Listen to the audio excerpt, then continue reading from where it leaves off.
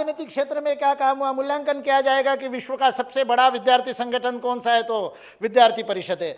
विश्व का सबसे बड़ा और श्रमिक संगठन कौन सा है, तो भारतीय मजदूर संघ है।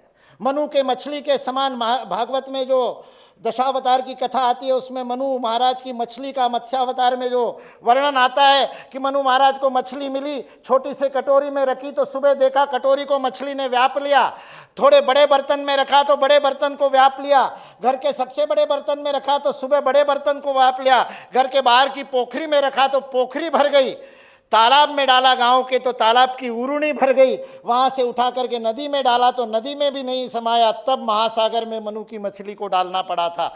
जहां डाल दे उस पात्र को व्याप लेना, ये जो मत्स्यावतार का गुण है, स्वयं सेवकों का भी यही गुण है।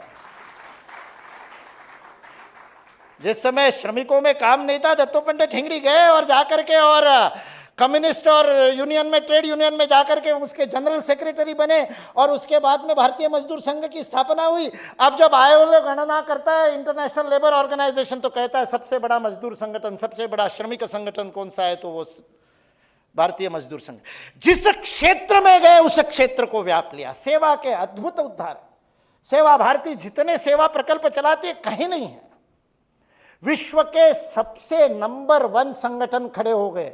ये मूल्यांकन का एक तरीका हो सकता है, लेकिन संघ तो स्वयं का मूल्यांकन केवल इसी आधार पर करता है, मैं नहीं तू वाले कितने स्वयंसेवक तैयार किए, 1% और 3% पहुंचे कि नहीं पहुंचे, अभी कितने मंडल पूर्ण मंडल होने बाकी है, अब कितनी बस्तियों में शाखा लगनी बाकी है।